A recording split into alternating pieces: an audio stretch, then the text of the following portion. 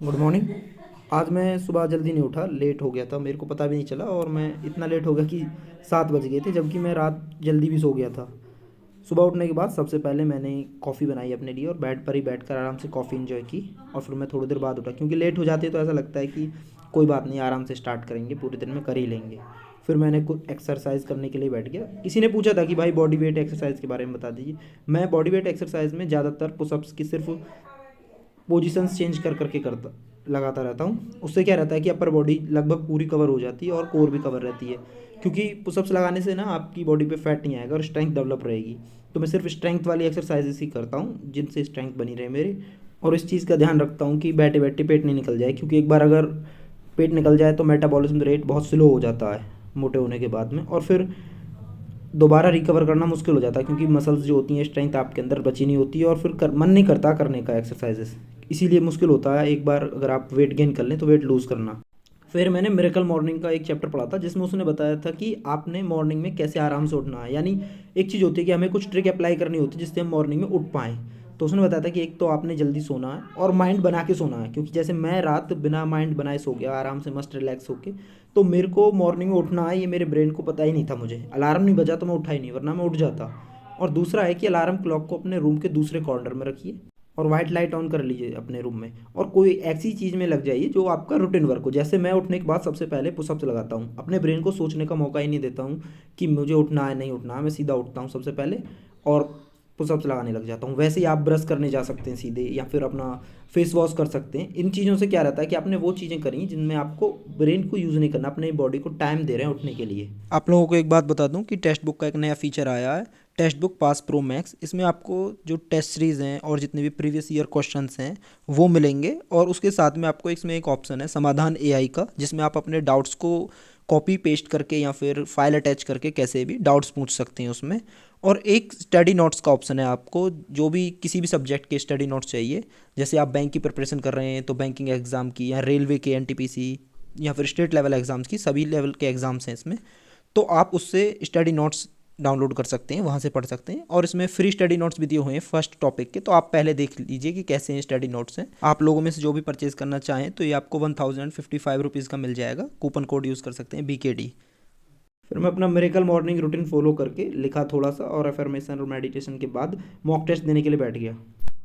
Mock test number 1 था ये SBI clerk mains का। इसमें इंग्लिश का मतलब मेरे मूड के ऊपर है, अगर स्टार्टिंग में ही अच्छे से करने लगा तो ठीक है, वरना तो गड़बड़ हो जाती है। 7 गलत हो गए, दिखाऊंगा अभी क्या हुआ।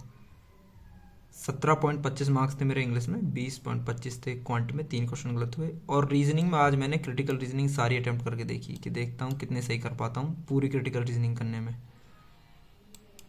व्यू सॉल्यूशन लास्ट ईयर का तो GA में अटेम्प्ट करता ही ना हूँ। इंग्लिश में स्टार्टिंग में ही एकदम बिल्कुल फोकस ना बन रहा था मेरा, 147 सेकंड यानी 2.5 मिनट से ज़्यादा इसी क्वेश्चन को पढ़ते हुए रह गया मैं। दिमाग में बार बार पढ़ रहा था, रिपीट कर रहा था, बस कुछ चल ही ना रहा था आगे। उसके बाद फिर जो गलत क्वेश्चन हो, सबसे अच्छी बात यह है कि जो मैंने पैरा जंबल बनाया था ये सही हो गया, क्योंकि पैरा जंबल की मैं प्रैक्टिस कर रहा हूँ तो अब सही हो जा रहा है। बट RC में जो ये क्वेश्चन इस टाइप के आ रहे हैं ये गलत हो जा रहे हैं, 3 क्वेश्चन लगातार गलत हो गए सारे। और एरर डिटेक्शन गलत हो गई है, इसमें ऑप्शन वाले होते हैं, ये छूने नहीं चाहिए, गलत किया मैंने। इसके बजाय एक ये कर लेता, बीच में 6 क्वेश्चन वाला जो RC था इसमें कर लेता। इंग्लिश मतलब इस मॉक टेस्ट की अच्छी थी काफ़ी, क्योंकि इतने पे भी 86% बन रही है मेरा, इतना बेकार जाने के बाद भी। क्वांट में एक तो ये गलत हो गया, अप्रोक्सीमेशन 97 और 87 गंदा गंदा लिख रखा था, उस चक्कर में हुआ होगा। और दूसरा अप्रोक्सीमेशन ये गलत हुआ पॉइंट वाला, देखूंगा क्या गड़बड़ है इसमें। और ये क्वेश्चन इसलिए गलत हो गया, इसमें डिस्टिंक्ट प्राइम फैक्टर्स पूछा था। तो इसमें क्या है कि लास्ट में Q+4 कराया था तो 216 आया था मेरा Q, तो वो 220 हो गया। अब मैंने वो 220 लिख रखा था और यहाँ फैक्टर मैंने उसी के निकाल दिए। बाकी क्वांट में मैंने, बाकी तो सही थे मेरे। रीजनिंग में मैंने यहाँ से क्रिटिकल रीजनिंग अटैम्प्ट करनी स्टार्ट की थी। ये तो एक डायरेक्शन का क्वेश्चन गलती से गलत हो गया, बना तो सही था मेरा। 1 2 ये छोड़ दिया था, 3 4 5, 6 6 क्वेश्चन क्रिटिकल रीजनिंग के करे थे, जिसमें से मेरे 3 गलत थे और 3 सही हैं। और ये वाला क्वेश्चन मैंने बस एक गलती कर दी, अल्फ़ाबेटिकल ऑर्डर लिखा हुआ था इसमें, डुप्लीकेट को अल्फ़ाबेटिकल ऑर्डर में मैंने वो नहीं लिखा, इस वजह से मेरे 2 क्वेश्चन गलत हो गए। बाकी बाद में फिर मैंने एक ये पजल बनाई थी। और अगर क्रिटिकल रीजनिंग में अटैम्प्ट नहीं करता तो ये वाली ब्लड रिलेशन बना लेता मैं, ये वाला, और एक पजल और बना लेता मैं उतने टाइम में, क्योंकि मैंने एक जगह और टाइम वेस्ट किया था। हाँ, इनपुट आउटपुट, ये मेरे समझ में ही नहीं आया क्या लॉजिक है इसका। ये तो पता चल गया यहाँ क्या किया, इसके बाद ये 23 और ये 48 20 कैसे आ रहा, मैंने टाइम लगाया था इस पर ठीक ठाक 336 सेकेंड, यानी 5 मिनट से ज़्यादा टाइम लगाया था, पर ये मेरे से बना ना। मैंने सोचा एक स्टेप आइए शायद उस पर कोई क्वेश्चन दे रखा हो, बट कोई क्वेश्चन था ही ना उस पर।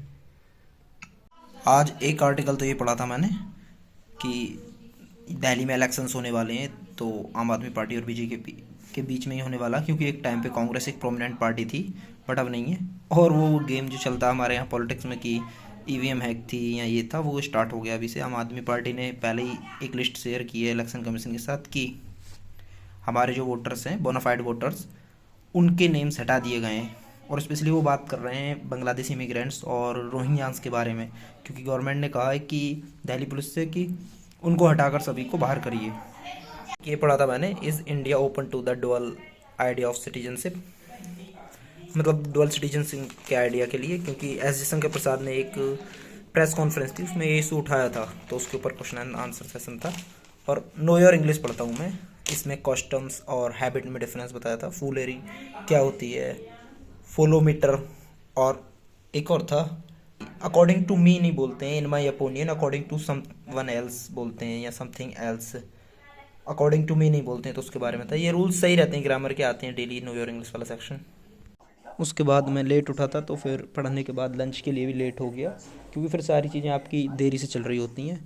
तो मैंने पहले लंच किया, और लंच करने के बाद मैं सिर्फ इंटरव्यू के लिए स्टैटिक बैंकिंग अवेयरनेस की जो क्लास है गौरव गर्ग सर की, वो करने के लिए बैठ गया। सरफेसी एक्ट वाली क्लास पढ़ी थी मैंने, ये नोट्स तो मेरे पहले से बने हुए हैं, मैं सिर्फ उन्हें अलग पेन से कुछ चीज़ें मिस हो जाती हैं जैसे फर्स्ट टाइम में, या फिर इंटरव्यू पॉइंट ऑफ व्यू से नहीं है, तो वो लिखी मैंने। और वैसे भी मुझसे किसी ने पूछा था कि इंटरव्यू के लिए नोट्स कैसे बनाएं। जब आप नोट्स बना रहे हो तो आप इंटरव्यू रूम में बैठ जाइए कि आपसे वो यहाँ से क्या क्वेश्चन कर सकते हैं। फिर मैंने एक क्लास करी, लास्ट की 10 मिनट्स की क्लास मेरी चल रही थी, मैं बार बार रिपीट करे जा रहा था, मेरे को आध घंटे से ज़्यादा हो गया क्योंकि बार बार रुक रही थी। फिर मैंने नोट्स से ही रिवाइज़ किया, और नेगोशिएबल इंस्ट्रूमेंट्स एक्ट जो पढ़ा था मैंने 1881 वाला, वो भी रिवाइज़ किया। थैंक यू फॉर वॉचिंग, मिलते हैं कल के वीडियो में।